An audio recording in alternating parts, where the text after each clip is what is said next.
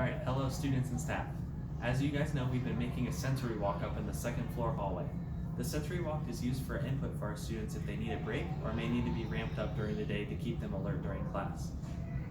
Right now we will be providing passes to teachers, so they may send some students up to do the walk. The walk should take about 3 to 4 minutes at most to complete it, so that's what the passes are used for. And in the future we are planning on having a meeting to kind of discuss and implement the walk to the teachers and how they may use it throughout the day. So let's get started. So as you can see, we have a start line right here on the first block. So if you look to your right on the wall, we will have directions. So the first directions are ladder jumps. So stand at the start line and jump from side to side, landing in each box on your toes. So I will demonstrate the ladder jump for you guys. So we're going to start at the start line, we're going to jump side to side, landing on our toes, making sure we land in each box. And then we're going to stop in the next square. So next we have body rotations. For the body rotations, we're going to put both feet on an arrow and move slowly and rotate your body and keep your feet on the arrows while looking down. So the key points we want to emphasize on this is to move slowly and look down, because that will really give us that vestibular input. So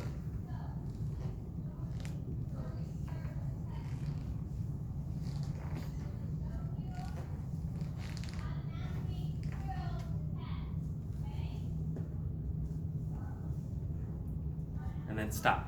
And then in each station, we are going to kind of try to stop in a box if you have not been able to tell so far, because each box is going to split up the stations. So next we have the infinity circle and the corkscrew. So slowly, once again, we're going to take 2 laps around the yellow infinity circle, making sure to stay on the line, and then we're going to take 1 loop around the pink corkscrew to the push-up station. So right here we have the yellow, this is the yellow infinity circle, and the pink corkscrew goes around the pillar. So I will begin. So we're going to slowly take 2 laps around the infinity circle, making sure to stay on the line as well as look at where we are walking.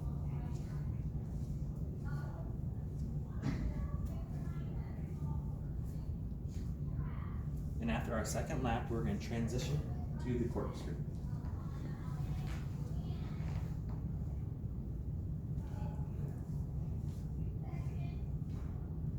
We're going to keep following the pink line to the push-up station. So our next station is wall push-ups. So we're going to place our hands on the hands and the feet on the feet. So we're going to do 10 wall push-ups using our arms to push away from the wall. So my feet are on the feet and my hands are on the hands. And I'm a little bit taller, so it may seem, but this will work perfect for our students. So we're going to go 1, 2, 3, 4, 5, 6, 7, 8, 9, and 10. So that'll give them good input throughout their arms as well as their shoulders. So next from the push-up station, we are going to go to the hopscotch station. So over on this wall, we're going to hopscotch. So jump with 1 foot on the single square and both feet on the double squares. So starting at 1, we're going to jump from 1,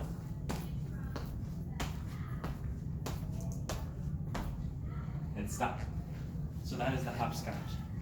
Then we're going to move on to our line walks. So we have 3 different lines on the floor. We have a curvy line, a straight line, and a zigzag line. And on each line, we are going to walk a different way. So on the curvy line, we are going to walk on our heels. Starting at the beginning, we're going to walk slowly on our heels, making sure to keep our balance and stay on the line. Next, we are going to move to the straight line, and here we're going to walk heel to toe, or putting our feet one in front of the other, trying to balance on the line. And once again, you want to do this slowly because you want to give yourself time to process the balance and feel comfortable while doing this. We don't want to rush through it. Then last, we have the zigzag line, and we're going to walk on our toes on the line, making sure to keep our heels off the ground. And trying to balance as well.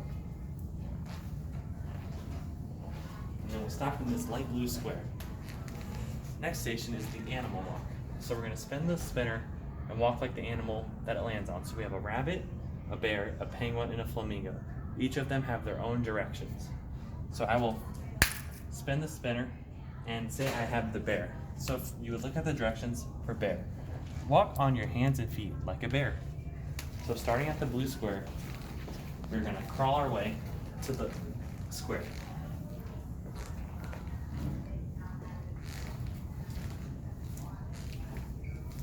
Into the blue box. So as you can see, I just did the bear walk, so we can move on. I just want to demonstrate all the walks. So next we have a rabbit walk. So for the rabbit, we're gonna hop like a rabbit. So we know how rabbits hop. We're gonna hop and make sure to bend down as we're hopping to really get that input in our legs. All the way to the blue square.